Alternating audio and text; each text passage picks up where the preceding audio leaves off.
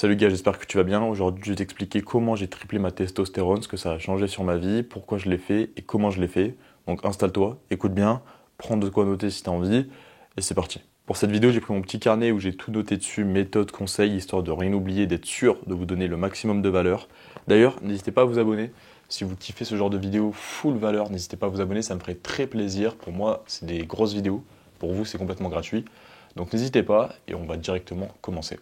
Donc déjà, si la plupart du temps, tu n'as pas d'envie, tu es vraiment tout le temps fatigué, tu veux toujours procrastiner, tu préfères scroller à faire des choses, c'est possible que ça soit la testostérone qui est trop basse, qui est trop faible dans ton corps et qui donc te donne pas cette envie d'aller conquérir le monde, de faire plein de choses et vraiment de te lever et de te bouger, quoi. Ça va vraiment être ça les symptômes d'une basse testostérone, donc zéro envie, une vie très stable, très neutre, où on préfère ne rien faire et scroller, avoir une grande fatigue intérieure, c'est-à-dire qu'on a l'impression que même le meilleur des sommeils ne pourra pas régler cette fatigue qu'on a, une fatigue constante et accumulée. Zéro libido, zéro envie, rien du tout, et encore moins envie de se faire du sport, de se challenger, de tenter des choses. Et donc ça va vraiment être les symptômes d'une basse testostérone.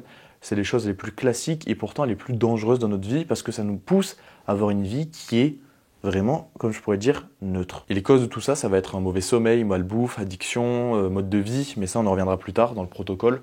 Pour l'instant, on va parler de ce que ça fait d'avoir une haute testostérone et pourquoi c'est important dans notre vie de tous les jours. Donc le rôle de la testostérone, ça va vraiment être de donner à cette personne une envie, une motivation pour créer, pour avoir des projets, pour presque conquérir le monde. Donc j'abuse un petit peu, mais c'est vraiment ça, de se lever chaque matin et d'avoir envie. L'envie, c'est vraiment ce qui résume bien la testostérone. C'est cette envie permanente et constante qui est en vous en fait, et vous le sentez. Ensuite, avoir une haute testostérone, ça va avec une stabilité émotionnelle forte. Donc quand je vous parle de stabilité émotionnelle, ça va à l'encontre complet du discours qu'on peut voir aujourd'hui sur les réseaux ou à la télé, en disant que la testostérone c'est mauvais, ça crée de la violence, tout ça, alors que pas du tout. Avoir une haute testostérone, ça permet d'avoir une stabilité émotionnelle forte et d'être presque maître de ses émotions. Donc faut pas tout confondre et mettre au même niveau la testostérone et la violence. Ça n'a rien à voir. Des personnes violentes, on va parler là de problèmes psychologiques. C'est la psychologie, c'est le cerveau qui émet de la violence, qui donne envie à ces gens d'avoir de grands instants de violence. Mais la testostérone, ça n'a rien à voir. Vous pouvez avoir une très haute testostérone sans être violent, en étant très stable émotionnellement. Et c'est ça que ça va venir apporter la testostérone. C'est pas parce que quelqu'un qui est violent a une haute testostérone que forcément la testostérone est corrélée à la violence. A contrario, il y a plein de tueurs en série qui ont une testostérone très faible, et là on va parler de problèmes psychologiques. Et pourquoi on ne parle pas de testostérone encore une fois dans ce cas-là? Parce que ça ne les arrange pas. Donc ne mélangeons pas tout, testostérone n'est pas égal à violence. Et pour finir, on va parler de puissance, que ce soit mentale ou physique. Dans l'aspect mental, la testostérone va permettre d'aborder des situations plus difficiles, plus compliquées au premier abord, avec un autre angle de vue et presque de faciliter ces situations. Sur l'aspect physique, on va avoir une meilleure force. Donc forcément plus de possibilités de créer de l'hypertrophie et de construire un corps puissant. Et maintenant, on va passer à la partie la plus intéressante, le protocole, ce que vous devez mettre en place pour être sûr, et je dis bien sûr, d'avoir une haute testostérone. Donc on va commencer avec le sommeil. Très important, vous devez avoir un bon sommeil. Quand je parle de bon sommeil, je parle de sommeil profond, un sommeil de qualité. Pourquoi le sommeil profond? Parce que c'est pendant cette période de la nuit que vous allez synthétiser de la testostérone. Donc que vous allez créer de la testostérone. Pour faire ça, je vous conseille de dormir entre 7 à 9 heures. C'est vraiment les recommandations parfaites pour avoir un bon sommeil et d'avoir un sommeil de qualité. Pour avoir un sommeil de qualité, il faut quoi? Dormir dans une chambre noire, très sombre, avoir une chambre assez fraîche, environ à 18 degrés, et ne pas avoir de stimulation avant de dormir. Écran, café, tout ça, zéro, niet. Une heure avant, posez votre téléphone, prenez un livre, faites de la méditation, ce que vous voulez, mais plongez-vous dans une zone de calme avant d'aller dormir. Ensuite, le plus important avec le sommeil, la bouffe.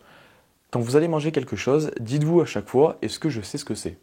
Est-ce que je sais vraiment d'où ça vient? Est-ce que je sais comment ça a été fabriqué? La plupart du temps, la réponse est non. Vous mettez dans votre corps des substances inconnues qui viennent des quatre coins de la France, qui ont été fabriquées dans des usines à coût de 10 000 procédés, bref, des choses dégueulasses. Donc forcément, quand vous allez manger des choses mauvaises, votre corps va vous rendre du mauvais, que ce soit sur votre énergie, sur votre testostérone, sur tous les aspects de votre corps. Donc mangez le plus brut et le moins transformé possible, des aliments qui sont entiers, que vous allez venir cuisiner. Et aussi, prenez des choses de qualité. Pourquoi? Parce que qualité, ça rime avec nutriments. Plus vos aliments vont être de qualité, plus ils vont être chargés en nutriments. Et plus ils vont être chargés en nutriments, plus votre corps va être rempli d'énergie, va être dans le bon. C'est triste, mais aujourd'hui, beaucoup d'aliments sont dits morts parce qu'ils sont déchargés à cause des pesticides et des modes d'élevage des nutriments. Donc on ingère des choses qui sont dites mortes et qui vont absolument rien faire sur votre corps. Pour votre régime, comprenez que la testostérone est une hormone stéroïdienne. Elle est synthétisée à la base du cholestérol. Donc, si vous mangez pas assez de graisse animale, pas assez de bons gras, vous n'allez jamais synthétiser de la testostérone, vous n'allez jamais créer de testostérone. Donc ce que je mange personnellement, ça va être des œufs, de la viande rouge, des bonnes graisses comme du beurre ou de l'huile d'olive, mais aussi des fruits, des légumes et tout le reste. Mais toujours dans ce principe de bonne qualité et de plus brut possible. C'est-à-dire que j'essaie de toujours savoir où est-ce que j'achète ma viande, de où elle vient et comment elle a été faite. Pareil pour les œufs, on fait attention de toujours prendre des œufs entre critère 0 ou maximum si on n'a pas critère 1. Et pour tout ce qui va être glucides, je vous conseille du riz complet ou du riz blanc. Il y a des choses encore très brutes et pas transformées comme les pâtes par exemple.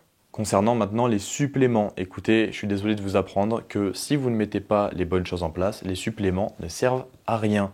Si vous n'avez pas un bon sommeil, si vous n'avez pas une bonne alimentation, ne prenez pas de suppléments, vous allez juste perdre de l'argent. Les suppléments ou les compléments, par définition, sont là pour venir supplémenter une alimentation ou un rythme de vie qui est déjà au top. Sinon, pour ceux qui veulent vraiment des suppléments, je vous conseille des vitamines D ou vitamine C, des oméga 3, du magnésium et du zinc.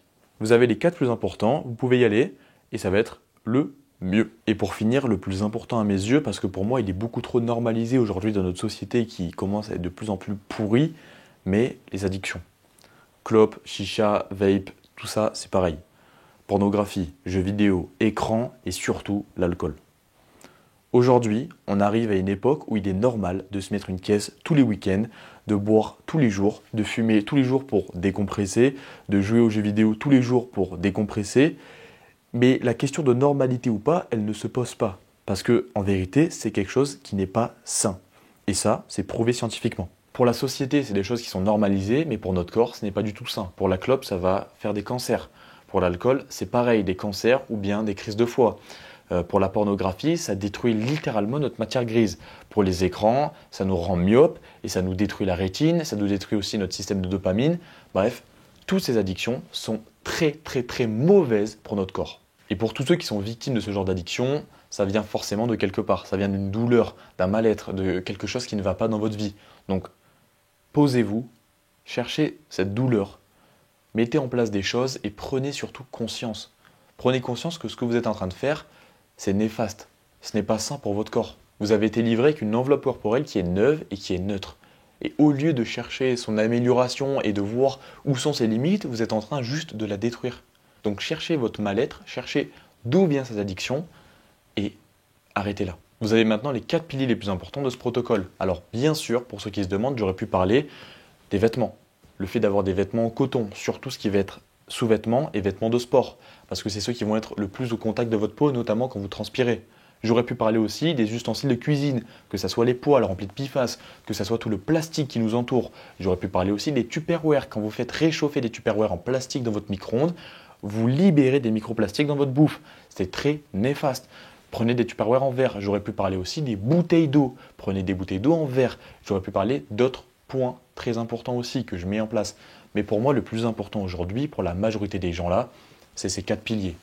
Sommeil, bouffe, mode de vie, addiction. Si vous avez kiffé la vidéo, n'hésitez pas à vous abonner, ça me ferait très plaisir. Si vous avez des questions ou des recommandations, allez-y en commentaire. Je vous souhaite une bonne journée, une bonne vie. Faites du muscle. Allez, ciao.